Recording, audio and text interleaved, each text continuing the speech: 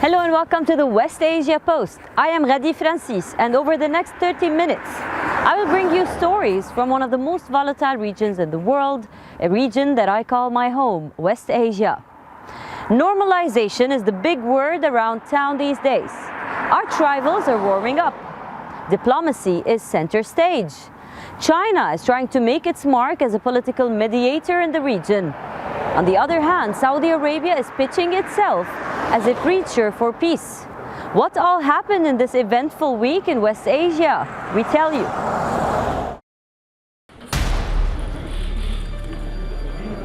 Ever since China brokered truce between Saudi Arabia and Iran, the region has seen shifts unimagined a few months ago. Earlier this week, the Saudi foreign minister visited Syria. This was the first time in nearly a decade that Riyadh's top diplomat visited Damascus.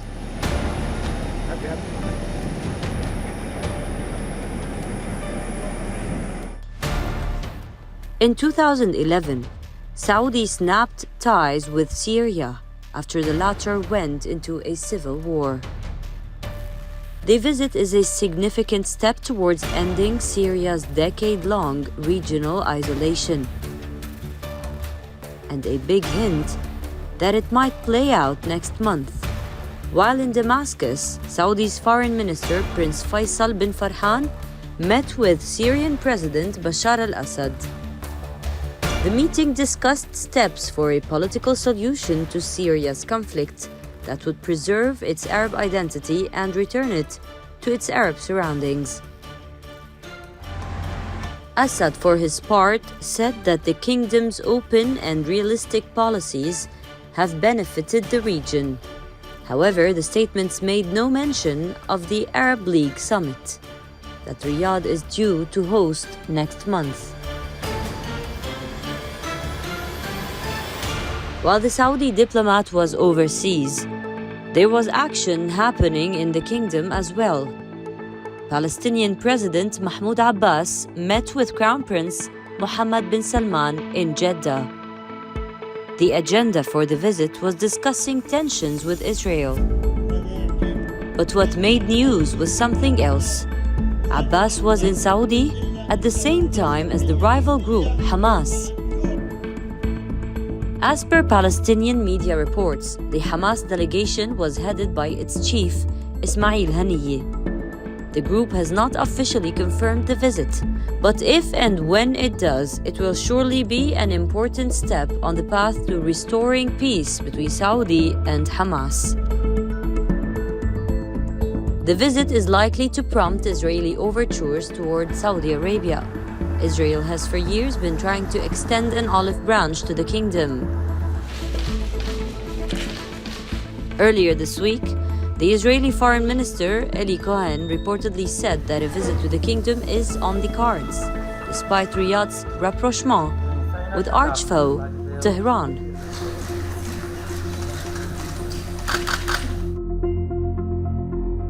While these developments leave the US rather disgruntled, there is one nation aiming to make the most of the political shifts, and that is China. Almost a month after brokering an unprecedented truce between Saudi Arabia and Iran, it seems like Beijing is growing more serious about boosting its role in the region. Chinese Foreign Minister Qin Gang held separate phone conversations with Israeli and Palestinian officials on Monday. During the talks, he expressed China's concern over growing tensions between the two. In a call with his Israeli counterpart Eli Cohen, the Chinese foreign minister said that Saudi Arabia and Iran have set a good example of overcoming differences through dialogue, adding that Israel and Palestine need to show political courage and take steps to rescue talks. According to the Chinese Foreign Ministry, Qin also told the Palestinian Foreign Affairs Minister Riyad al-Maliki that China is willing to play an active role in the resumption of talks.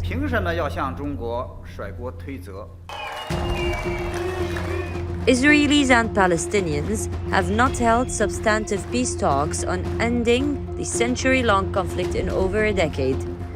Israeli Prime Minister Benjamin Netanyahu's government is committed to expanding settlements in the occupied West Bank. Most of the international community considers the expansion illegal and an obstacle to peace, while several of Netanyahu's allies and his coalition partners remain staunchly opposed to the creation of an independent Palestinian state. The region is going through big shifts. Normalization is the big word. The world has its eyes on West Asia as they observe what happens when the winds tune down and the dust settles in. From peace talks to polls, we have a lot more lined up for you in this edition of the West Asia Post. But first, as usual, let's take a quick look at what's making the headlines across the region. Turkish President Recep Tayyip Erdogan launches the first delivery from a Black Sea gas reserve ahead of the general elections. This marks a big push in Turkey's energy independence ambitions.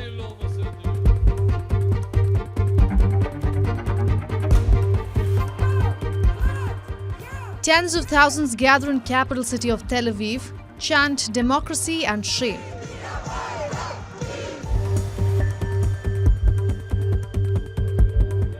Reports say that Lebanon has deported dozens of Syrians back to the country they fled from, as anti-Syrian sentiment grows amid a dire economic crisis. Those deported say that Lebanon's army intelligence unit had been cracking down on undocumented Syrians, arresting them and handing them to border guards, who then expelled them from Lebanon.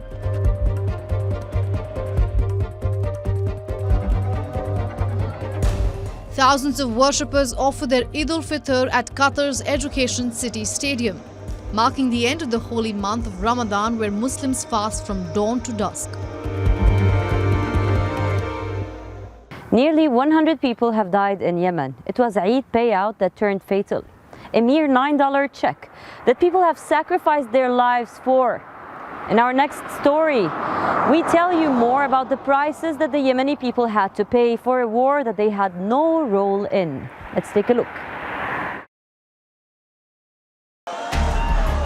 Dozens of people shouting, screaming, reaching out for help as they desperately try to escape the crush of the crowd. 89 people have been killed and scores injured at a Ramadan payout in Yemen.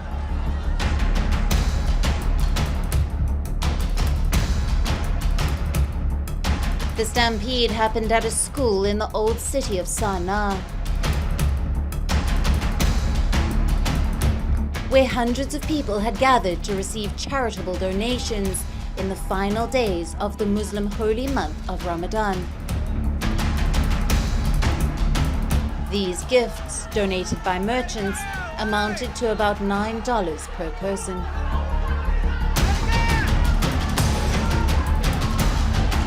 Reports based on witness accounts say armed Houthis fired into the air in an attempt at crowd control, apparently striking an electrical wire and causing it to explode. That sparked a panic, and people, including many women and children, began stampeding.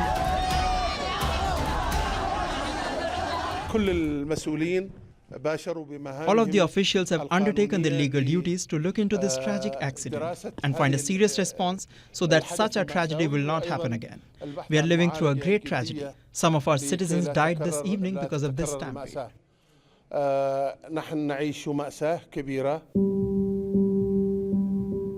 The Interior Ministry has blamed random distribution as the cause of the stampede. 3 businessmen have also been arrested related to the incident. The Houthis have meanwhile said that they would pay around $2,000 in compensation to each family who lost a relative, while the injured would get around $400.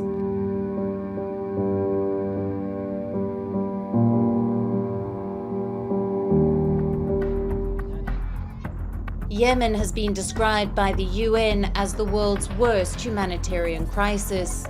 The country has seen war and bloodshed for the last 9 years. The economy is in tatters. Politics is in shambles. 2/3 of the country's population is in dire need of humanitarian assistance, while tens of thousands are living in famine.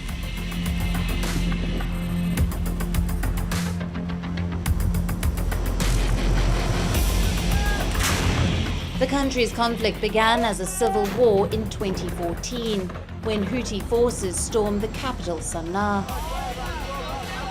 and toppled the internationally recognized and Saudi-backed government. It spiraled into a wider war in 2015, when a Saudi-led coalition intervened in an attempt to beat back the Houthis. But eventually, with Iran's entry into the picture, Yemen ended up as a hot ground for a proxy conflict.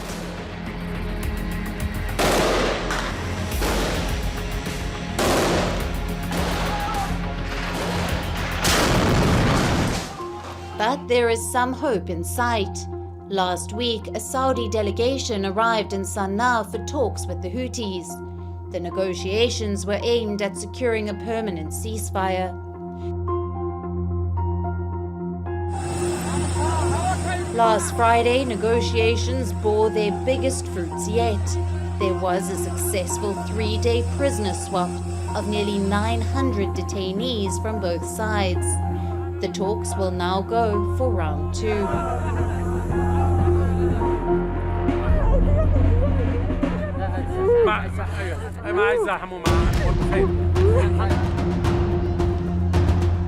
The tragedy was the deadliest Yemen has seen in years, and it was not related to the country's long-running war.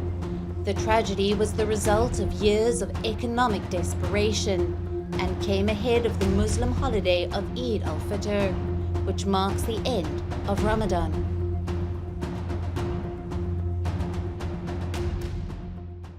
The political atmosphere is heating up in Turkey. Erdogan's chief rival has started to make moves. He recently came out in defense for the Kurds and accused the President Erdogan of stoking tensions for political gain. Listen in.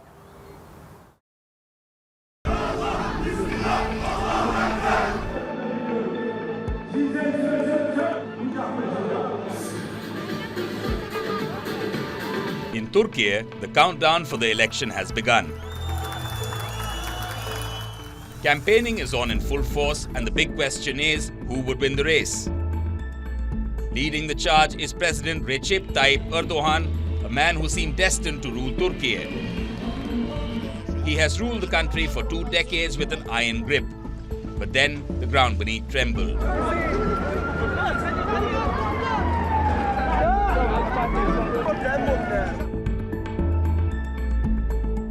A massive earthquake jolted Turkey and neighboring Syria. 14 million people, or 16% of Turkey's population, were affected. Over 50,000 people died. The lack of rescue and relief efforts also brought the focus on Erdogan's governance. The Turkish president had to apologize publicly. But again, there are many who still firmly back Erdogan.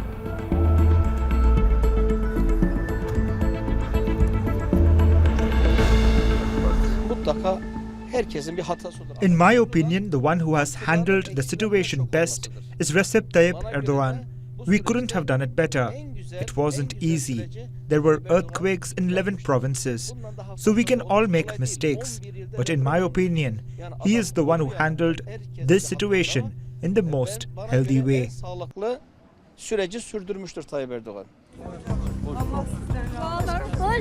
The anger is still simmering. Before the quake, there were a plethora of issues, from runaway inflation to a falling lira. The economic pain keeps pinching the Turks.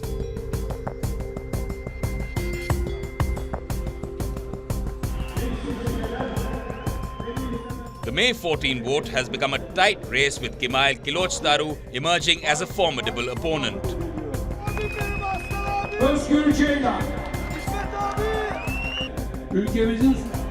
The 74-year-old has stitched together a strong team. The The former accountant and long-time bureaucrat is fighting as a unity candidate for 6 opposition parties.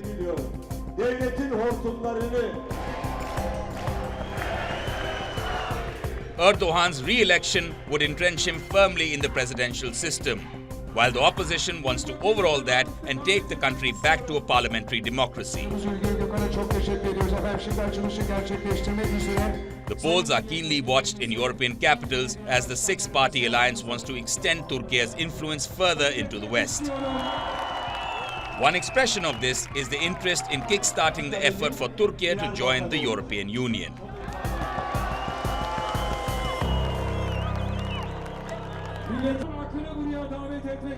There's a new threat now facing the Iraqi marvels, the centuries-old marvels of Iraq. These artifacts that have survived violence and wars are now facing a modern threat: climate change.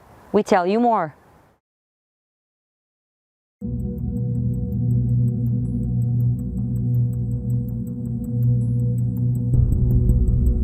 These are Iraq's archaeological marvels.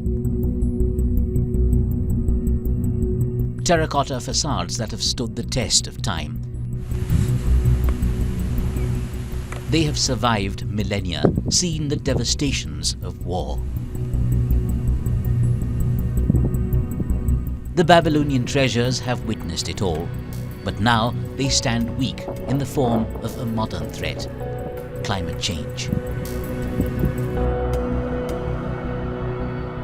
The historical treasures that were painstakingly unearthed are slowly disappearing again. The recent climate changes greatly affected this site, so we say that quicksand began to cover this site. Large parts of this site were covered by quicksand as a result of drought and lack of cultivation in surrounding areas.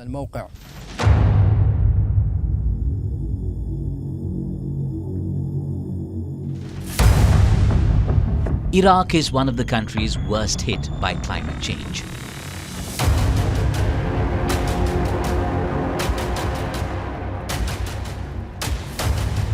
Last year, it endured a dozen major sandstorms. The skies turned orange.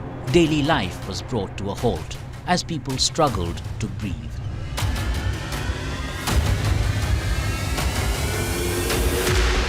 When the storms clear, layers of fine sand cover everything, including the Sumerian ruins of al-Aqarib. Sandstorms have slowly begun to reverse years of work, the time taken to unearth the many priceless artifacts. Archaeologists in Iraq have always had to shovel sand, but now the volumes are growing.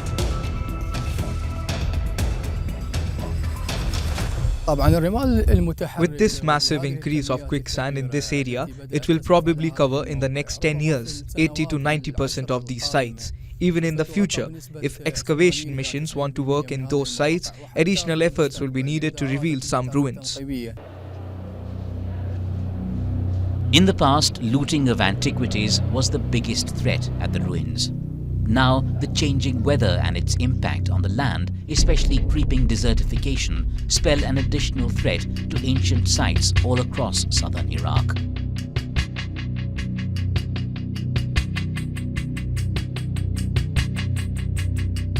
This is not all. The problem is compounded by salinization.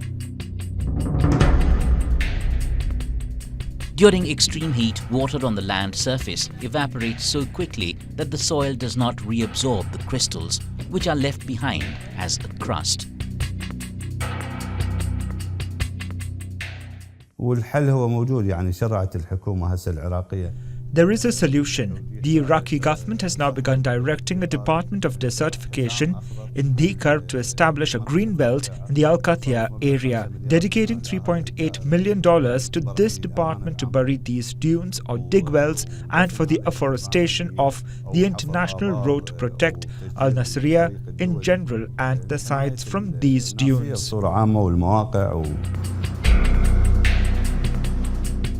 The government has woken up to the challenge. They are working towards a solution, trying to contain the damage before it gets too late.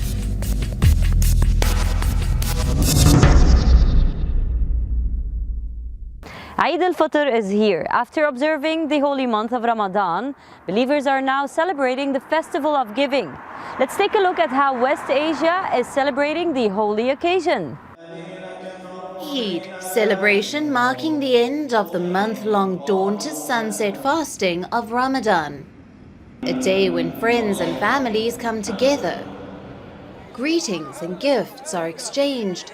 The preparations begin much in advance. Palestinians are busy. Women make traditional sweets and cakes filled with dates at a workshop in Gaza City. While factory workers prepare smoked herring, it is believed that fish whets the appetite and is useful for the stomach following a month of fasting. In Damascus, the streets are filled with the aroma of traditional sweets. Shopkeepers say that this year the demand is slow, but still they are happy. A family of 7 used to buy a kilo of sweets, but now buy 7 pieces or half a kilo. You can't not buy sweets, but they have become a luxury. We want to keep our children and visitors happy. Sweets are part of traditions that we can't let go. Let's take you to Bahrain, where tailors in the capital, Manama, are having a hectic time to ensure deliveries. High demand means workers have to work extra hard, but none are complaining because it also means good business. And then arrives the moment, as Muslims around the world mark the start of Eid al-Fitr with prayers. In Jerusalem, throngs of worshippers join prayers at Al-Aqsa Mosque, Islam's third holiest shrine. In Gaza City, thousands flock to the city center for Eid prayers, reciting ritual scriptures, praying and greeting each other. After the end of Ramzan and the escalation in the West Bank and occupied Jerusalem, people are happy celebrating Eid. There is an air of hope amidst the festive fervor of better times to come, of peace and prosperity in the region. That's all we have for you on this episode of the West Asia Post. I will see you next week with a brand new lineup, always bringing you the most recent updates, stories and news from the most volatile region in the world. Until then, stay safe. I'm Ghadi Francis signing off from Beirut, Lebanon, and you're watching WION World is One.